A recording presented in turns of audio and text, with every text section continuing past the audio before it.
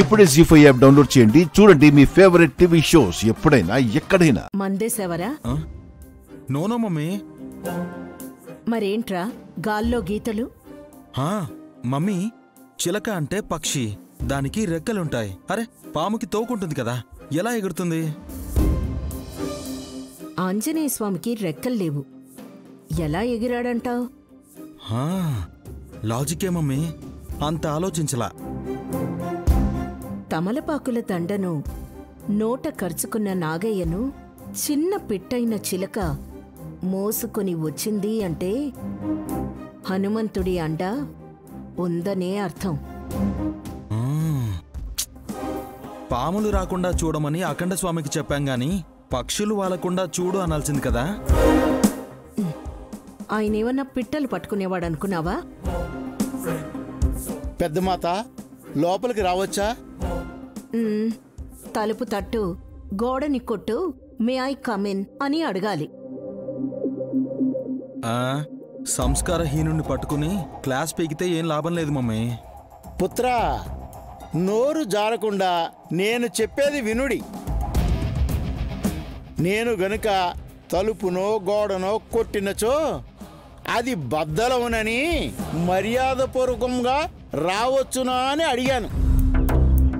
ఓహో, నువ్వు పెద్ద పోటుగాడివని చెప్తున్నావా? కొమ్ములుంటేనే కదా మాత పోటు గిత్త అనేది. అలా అంటే మా మమ్మీ నెత్తిన కూడా కొమ్ములున్నాయి, పోటుగత్తే అంటారా? రేయ్, నువ్వు ఆగు మమ్మీ, పెద్ద మొనగాడ్లా చెప్తున్నాడు. దోమలు రాకుండా అగరబత్తులు ఇచ్చిరమ్మంటే ఇష్టాగోష్ఠి పెట్టావేంటెద్దులయ్యా? అనుమతి తీసుకునిరా డొమ్మక్క. ఆడవారున్న చోట అనుమతెందుకు?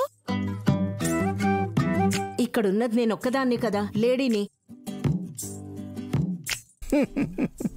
మమ్మీ, వీళ్ళు వెకిలిగా మాట్లాడుకుని నవ్వుతున్నారనిపిస్తుంది. ఏయ్, ఇట్రా. ఆజ్ఞపుత్ర. ఇప్పుడు నువ్వు కొడితే గోడ బద్దలైపోతుందని బిల్డప్ ఇస్తున్నావు కదా. కొడితే కాదు పుత్రా, కుమ్మితే. ఏదో ఒకట్లే. రా, నా కడుపు మీద కుమ్ము రా. రేయ్, నీకేం పిచ్చా ఏంటి? మమ్మీ, కుమ్మడానికి రాగానే నేను పక్కకి జరుగుతాను, వెళ్ళి గోడ గుద్దుకుంటారు. రేయ్, వీళ్లతో ఆటలేంట్రా? అరే నువ్వు ఆగు మమ్మీ. ఎదులయ్యా, రా, కమాన్. తప్పదా పుత్ర? నువ్వు రావయ్యా. అంబా శివశంబా. రేయ్, పొత్తురా. నువ్వు ఆగు మమ్మీ, రా. శివశంబా. రేయ్, వద్దురా.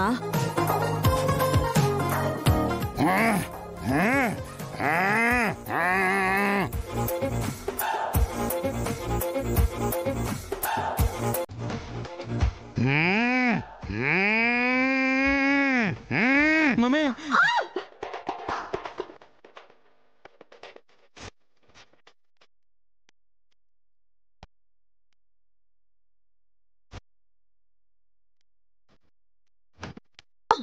మమ్మీ. ఇడియట్, దున్నపోతులా నన్ను లాగేసావేంట్రా? అంటే పక్కకి జరుగుదాం అనుకున్నాను మమ్మీ. నిన్ను. అగరబత్తి తీసుకోండి. నీ అదృష్టం బాగుంది పుత్రా. ఏ? ఎద్దులయ్య తలకు నీ డొక్క తగిలుంటే అగరబత్తీలు నీ తల వెనక పెట్టేవారు పుత్రా.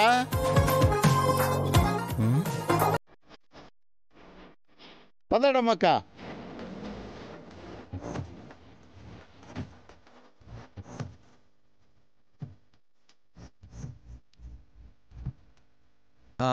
అంటే ఏంటి మమ్మీ? నువ్వు చచ్చిపోయేవాడివని చెప్పారు.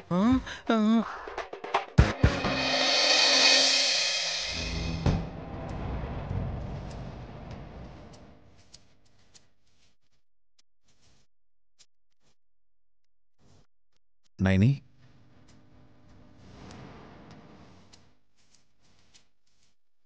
నన్ను చూడగానే స్మైల్ ఇచ్చేదానివి. సైలెంట్గా చూసావంటే ఏదో ఆలోచిస్తున్నావని అర్థం. ఏం ఆలోచిస్తున్నావు నైని? అమ్మవారి ప్రసాదం ఒక్క మెతుకు దొరికినా అదృష్టం అనుకుంటాం కదా బాబుగారు. అలాంటిదాన్ని అమృతంతో సమానమైన నైవేద్యాన్ని విషంగా మార్చింది ఎవరై ఉంటారా అని ఆలోచిస్తున్నాను. ఇంకెవరు? మీకు తెలుసా అయితే? లేదు నైని, ఇంట్లో వాళ్ళు అయి ఉంటారని చెప్పబోతున్నాను. 10 మందికి పైగా ఉన్నాం. వాళ్ళల్లో ఎవరు? పలానా వాళ్ళు అని తెలిస్తే నువ్వెందుకు ఆలోచిస్తావు? ఇక్కడెందుకు మాట్లాడుకుంటాం?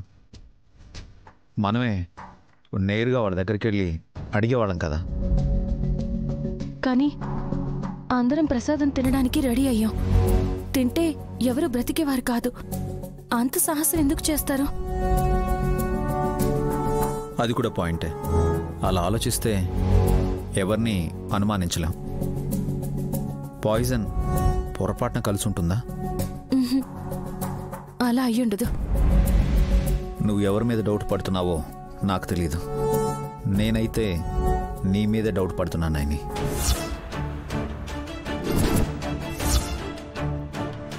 అదేంటి బాబుగారు అలా అన్నారు? ప్రసాదంలో విషం. నైని, నువ్వు కలిపావు అనడం లేదు. ఎవరైనా ఏమనుకుంటారు? ఎవరికి గండం వచ్చినా నైనికి తెలుస్తుంది అని. మరి అంతమంది ప్రసాదం తినాలి అనుకున్నప్పుడు నీకెందుకు తెలియకుండా పోయింది అని. ఇది కూడా కరెక్టే. అందులో విషం లేదంటారా? ఇది మరీ బాగుంది. కీడు తలపెట్టేది లేకపోతే నాగయ్య కానీ శివ కానీ అంత రిస్క్ చేసేవాళ్లే కాదు. మన ప్రాణాలు కాపాడడం కోసమే వచ్చారు శివ, నాగయ్య. అవును బాబుగారు. పైనుంచి ఎందుకు రావాల్సి వచ్చింది? శివానే అడగాలి. అర్థం అవుతుంది ఇప్పుడు. గురువుగారు, నాగయ్య ఖచ్చితంగా అక్కడికి రావాలి అన్నప్పుడు రాకుండా చెయ్యాలని ఎవరో ప్లాన్ చేశారు. ఏ విధంగా తనని అడ్డుకోవాలని చూశారో తెలీదు, కానీ దీని వెనక పెద్ద ప్లానే ఉంది. నువ్వు ఆలోచిస్తుంటే తెల్లారిపోతుంది నాయని.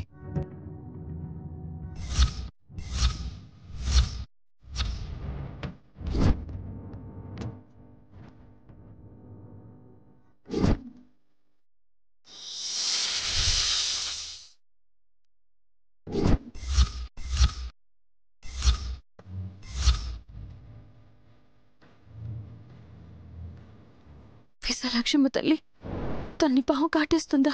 ఏం చేస్తుందని ఇలా జరగాలి?